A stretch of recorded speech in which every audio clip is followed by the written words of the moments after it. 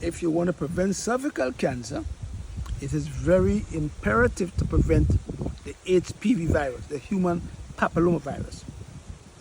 And that's the main cause of cervical cancer. So what I advise lots of women to do is to do a pap smear every year, especially when you're past the age of 30 or 40. It is imperative.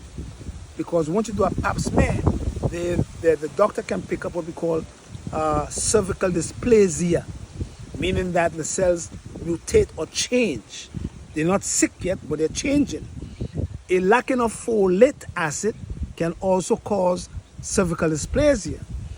If you incorporate 2,000 micrograms of folic acid per day, it can turn back the cell because folic acid helps with cell division. But if the cells is changing and you have what we call cervical dysplasia, your doctor will look for the HPV virus, and he will look for strains, 18 strains, 16 strains, 17 strains, and some strains are mild. If the strain is mild, your immune system can kill the virus. But if you have the virus that have what we call a high viral load, that virus can turn into cancer and cause you, the woman, to get cervical cancer.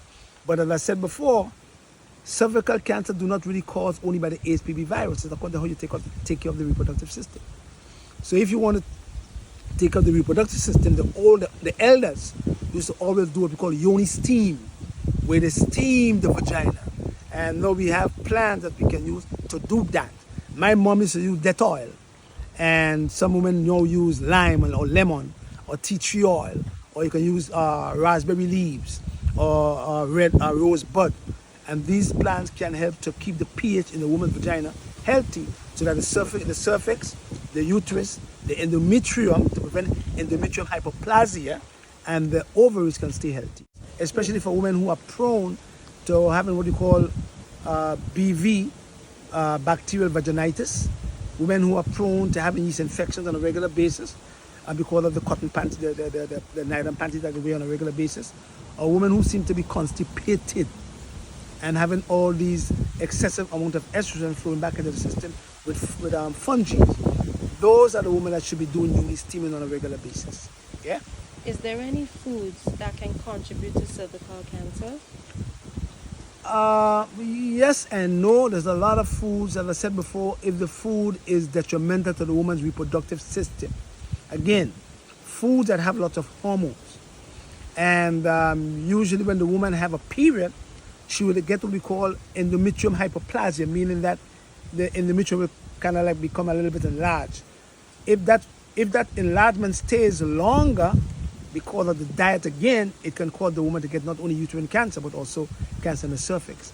So yes, some foods can do that if the woman keep on eating the food on a regular basis and she's constipated. Constipation is a culprit to not only uterine cancer, ovarian cancer, endometrial hyperplasia, but also to cervical cancer. So the major culprit is not taking care of the reproductive system properly. Right. Like not steaming, Exactly. not getting a pap smear, Right. not making sure all is well there, Right. not making sure you don't have the HPV virus Yep. and BV. Bacterial vaginitis. Right. So a lot of people have that. So And also yeast infections too. right. So in order to ensure that you don't get cervical cancer, you should visit your doctor and run the pap smears and so on. Yes. Always go to a gynecologist. That's what they're for. Right. Once you are over the age of 30 years old. Yes. Yep. Okay. Yep. What are some of the signs or early signs of cervical cancer? A lot of the time there's excessive bleeding from the uterus, or sometimes the woman get bleeding from the rectum, because if you go back into the rectum area, it corresponds to the woman's uterus. So right in the rectum and the anus is the right way, that's where the uterus is at. So usually the woman will get what we call lots of bleeding from the vagina. The bleeding won't stop, she bleeds for months. The bleeding will go on for a long period of time. That's a sign that the woman can be getting or have cervical cancer. Do not push anything up in your vagina. Do not douche. If you're going to douche, you're going to just wash your vagina. Do not push anything up and push it up in your vagina. Because if there is a bacteria in there, the douching can push, or the instrument that you put in there or the doctors give you to push in there can send the infection way up in your womb. And then the infection become more difficult to treat because it go way up in the womb to hide. Yeah? So you can wash with some lemon, some tea tree oil, and raspberry leaves, or another herb called rosebud, and or some astringent plants like yarrow if there is bleeding. But try to work on the pituitary gland in the brain, because the pituitary gland is the gland that controls the woman's reproductive organs. Always Yoni steam, not regularly, but at least once a month. Yoni steam, using plants like raspberry leaves, lemon, tea tree oil. You can use those, and you can wash with those. Do not push anything up in your vagina, because if there is a bacterial infection, it can push the infection all the way up in your womb. You follow the same method in preventing uterine cancer, cervical cancer, and ovarian cancer. Yes, because with cervical cancer, we men are carriers of the HPV, and we don't know we have it. And there is no test for us men.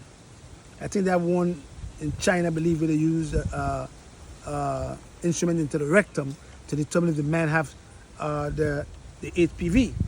But there's no test to determine if we men have the HPV, because the HPV don't harm us men unless we go and do oral sex and the woman have that particular virus.